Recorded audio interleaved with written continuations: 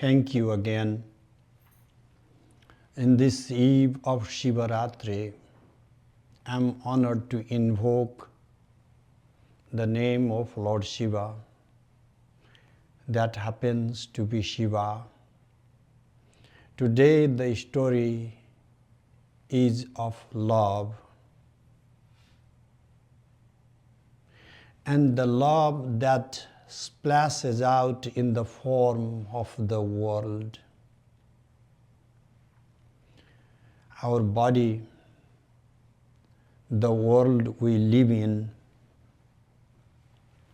our everyday life, even in these finite and painful modes, is nothing but the ripples, the splashes of the joy coming in the ecstasy of the union of Shiva and Shakti. For you to think like this,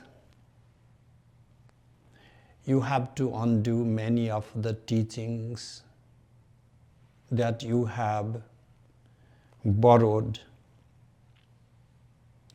and thought as a spiritual.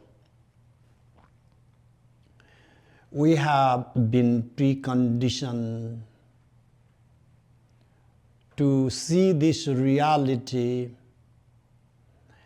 as an obstacle, as a hindrance, and we conditioned ourselves that there is this spiritual life out there somewhere, spiritual people who live in another realm, who are not like us, who do not love, who do not cry, who do not feel pain. Buddha never feels pain, Buddha never dreams. These conversations did happen actually for the last 3,000 years. We have heard these things.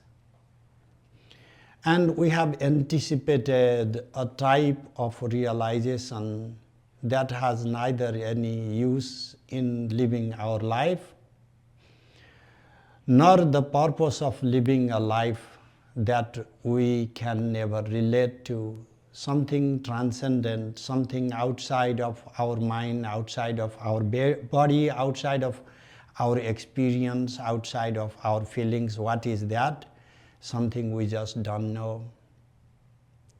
It's easy to believe in something like that though, because how can something that we know every day could be divine?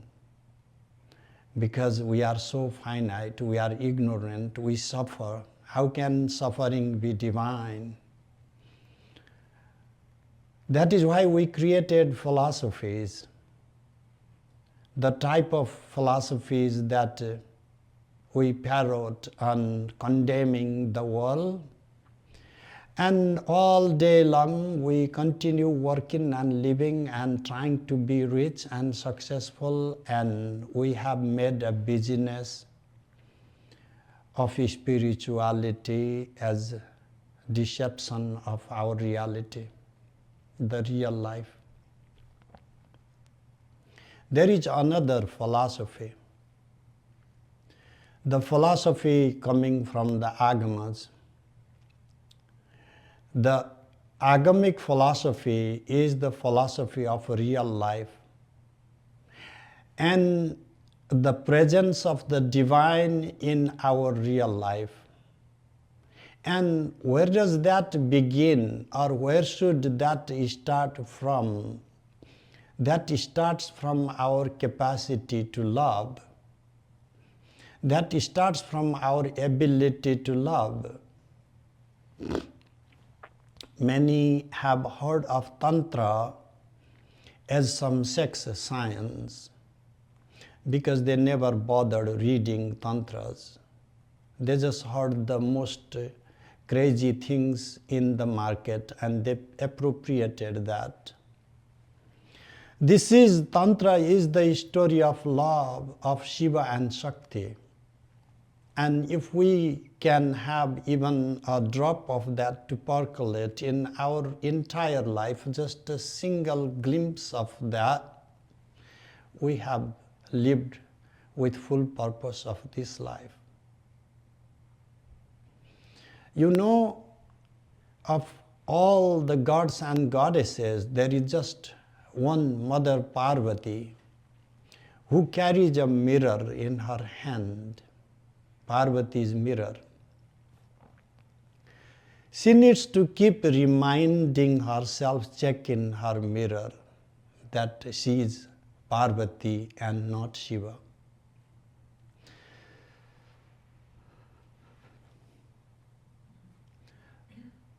Just try to be in love in that extent for one tiny fraction in your life, that you erase your individuation and you dissolve into your partner. Why is Sati not erased into Shiva? Because Shiva himself erases his own being in the being of Sati. One is erased only when the other is not willing to immolate himself. They both are willing to dissolve in each other's. That is how the other remains. It's very different from what you learn in conflict dualism, that the dichotomy is the opposite. There has to be a fight if they are different, like light and darkness. Therefore, if Shiva is light, Kali, look at the black one, the dark one, and she has to be fighting against the gender. It has to fight the nature, it has to fight the spirit, it has to fight against the body. This is not the story of battle. This is the story of love, in which each is not seeking for their survival. Each is seeking to erase their individuation and to dissolve unto the other. There is this heightened mode of love-making in which the partner is the only being that remains there. There is no separation, there are no two bodies, there are no two minds, two hearts pulsating. This creation, this reality is the mirroring of that inseparability of Shiva and Shakti. That is why Shiva pulsates. Shiva is Spanda. That is why Shakti pulsates. Shakti exists because Shiva is Shakti. The whole world is dynamism, Kriya Shakti. And this Kriya Shakti is located, situated within this pure being that is Shiva. And this pure being itself is reflexivity, Vimarsha, that is Shakti. Our language fails. Dichotomies dissolve. Our conceptualization fails because our mind can only think in dichotomous terms, 0 and 1. We are like computers. We can only comprehend difference. We cannot comprehend non-duality. We cannot comprehend absolute harmony, but Yuganaddha is the absolute harmony of these two tropes that are never separate but appear as if separate. And why do they even appear as separate if they are not different? If they were not to appear as different, how would they feel each other's?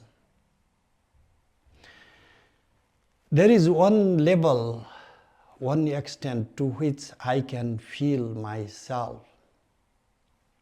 But there is a completely different level of feeling when I can touch. And the touched, the object, is me, the subject. When I can touch and allow myself to be the object to whom I am touching, I am the food offering myself to be consumed. I am offering myself to Vaishwanar, the collective fire that immolates everything. This is the story of love in which dichotomies dissolve. This love is the love of Shiva and Shakti. There is just one heart, but two beats.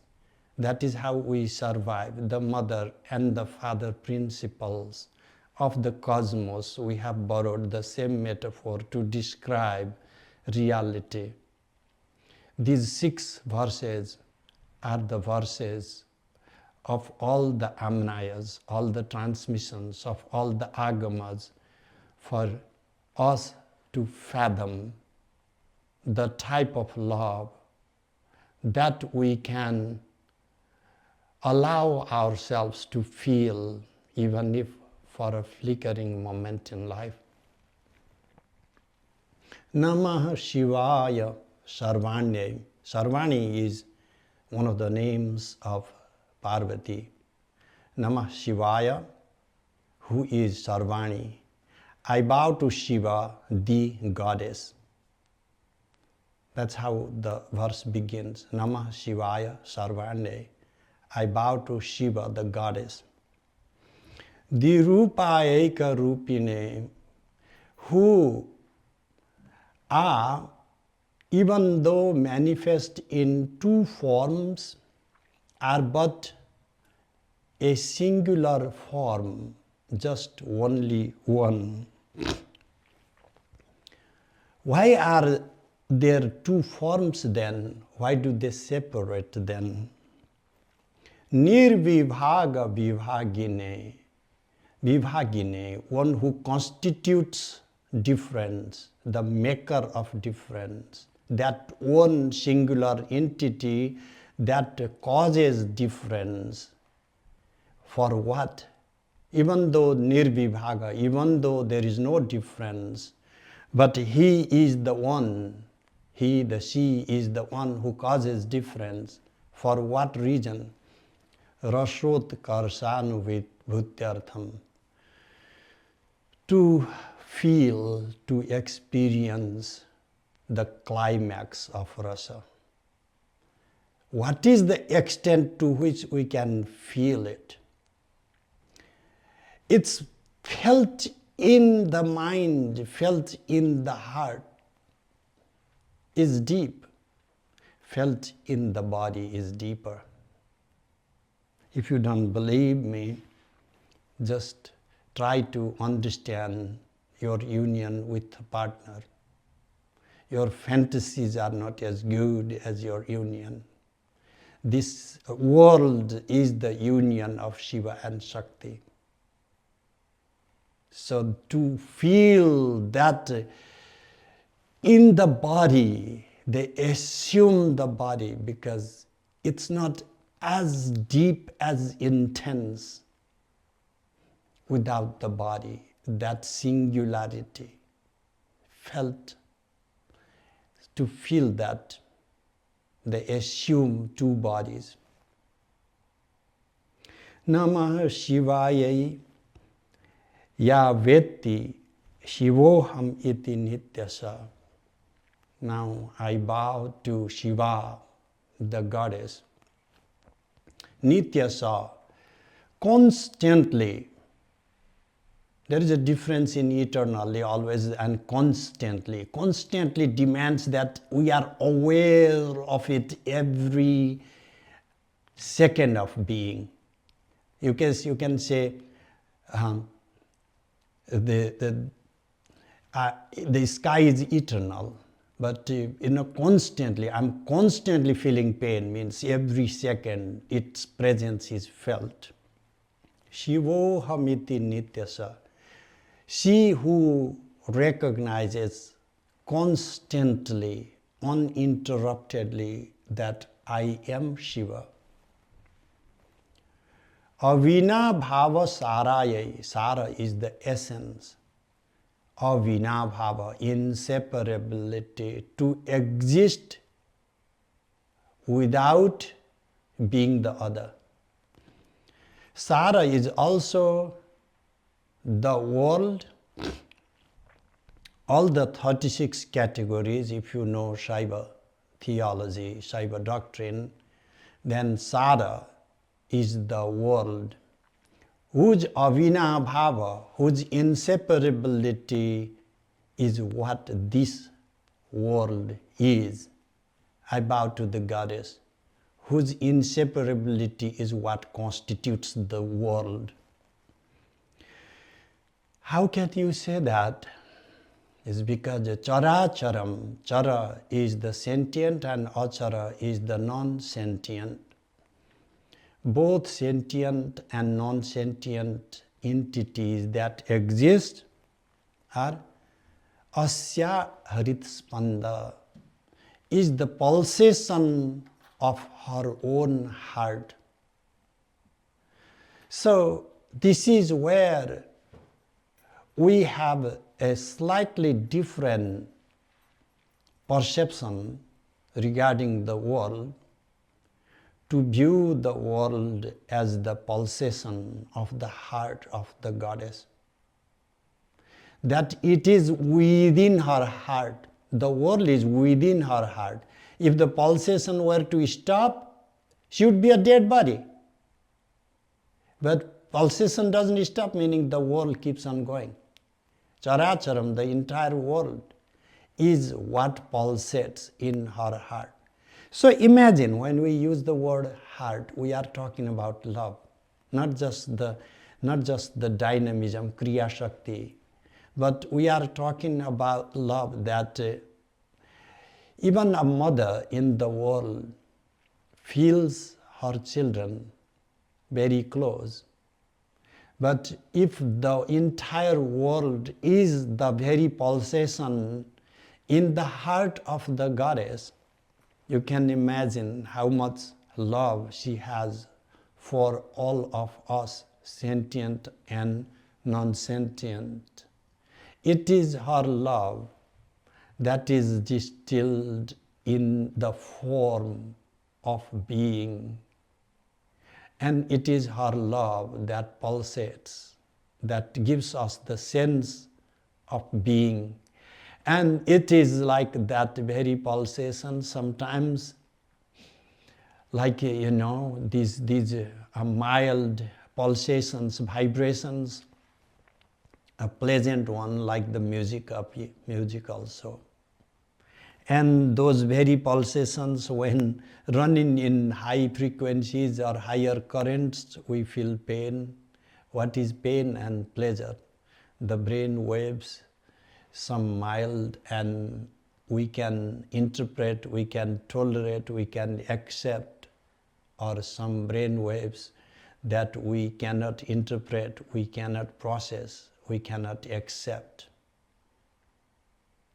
That does not define the world as good or bad. That only explains our physicality, our limitation. Antah krita shivarupam swantar garbhita shankaram naumi shaktim shivam shaktim shivamekam dvirupinam. Antah krita shivarupam.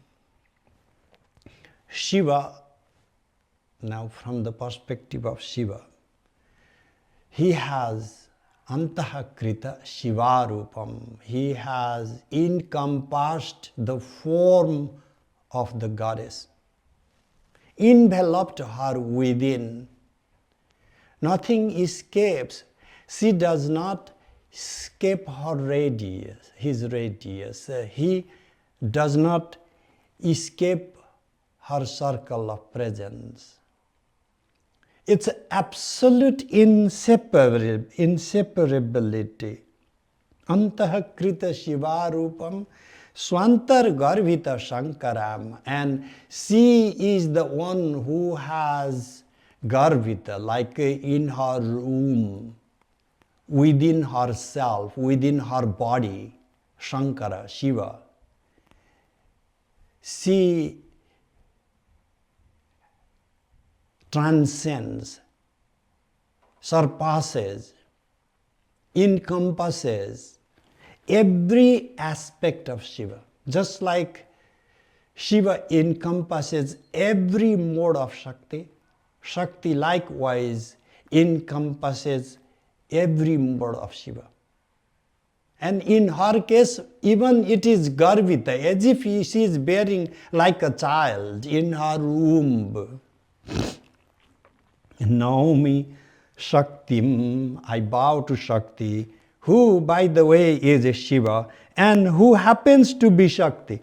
Naumi Shaktim, Shivam, Shaktim, Shivam Ekam. And then ultimately that is that one that I call Shiva in both forms, Dvirupinam. Chamatkara bharodreko jagad yasyasti vistaraha priti matra bharam shambhum shambhavim nomi chidghanam. Jagad yasya asti vistara, the world is merely his vistara, expansion, not limitation, not delusion. It's blossoming. There is a difference. You go and buy in the winter some rose stems and wait till the spring comes and the rose starts blossoming. It's like that. Shiva and Shakti are like the seeds. And this is like the oak tree, the world. It's inherently, intrinsically Shiva and Shakti, but it's their Vistara. Vistara is Phalna in Hindi. Vistara is blossoming. Vistara is expansion. Jagat. How is this? Udreka is coming up. It's a splashing up. Chamatkara bhara, replete with wonder, replete with this stupefaction, replete with this expression of ecstasy in this oneness that splashes out like milk boiling up and pouring out of your milk pot. The world pours out as if. And it's filled with such chamatkara, the wonder, where language stops functioning. Priti matra bharam shambhum shambhavim naumi chidghanam. Priti matra bharam, replete merely with love. There is nothing else left. Where is Shiva dissolved in Sati? What remains when Sati dissolves in Shiva? Only love remains there. Priti matra bhara, filled only, replete only with love. This Shambhu, this is when Shiva becomes Shambhu as a singular entity of the fusion of Shiva and Shakti. So this Shambhavim Naumi, this Shambhavi Shakti, and there are many Shambhavi Vidyas in Tantra Shastra, in Agamas, that explain the process of this non-duality, because in this Shambhava, sixfold Shambhava teachings that you learn in the Agamas, you have the same deity invoked either as Shiva or as Shakti. So the same mantra functions as the goddess mantra and the Shiva mantra. I bow to this, that is the mass of consciousness, Chid Ghanam. As I bow to this mass Ghana of consolidated mass of pure consciousness. Ya spandate Shiva Hridi Bhavo Hridi Bhavatmakaha Yasya Gaurim Shivam Naumi Ramaniyam Digambaram. Yas Pandate Shiva Hridi Bhavo Hridi Bhavatmaka. Shiva Hridi, in the heart of Shiva, who is it that pulsates? Sati is the one that pulsates. What is this pulsation? What is it that pulsates as Sati in the heart of Shiva? This is the world that is Sati, that pulsates in the heart of Shiva. It is not that only as the goddess that the world is pulsating, but that the world is pulsating in the heart of Shiva in the form of Sati. Hridi, Bhavatmaka, Bhavatmaka Bhava. So the world is then, does Shiva, when it pulsates in the form of Sati, recognizes it to be different? No, Bhavatmaka. It pulsates in his own form, in the form of Bhava. I'm playing here with the two words in Sanskrit, Bhava and Bhava. Bhava is another name of Lord Shiva, and Bhava is the world, material world. So look how similar they appear, Bhava and Bhava. Whatever comes out of Bhava is Bhava. All the modes come out of Bhava, the pure being, essential being. And so the world, the manifestation and the cause, they are one and the same. Bhavo Hridi Bhavatmaka Yasya. So now, see who pulsates. Gaurim. So this is, who is this then? She is Gauri. She is the beautiful one.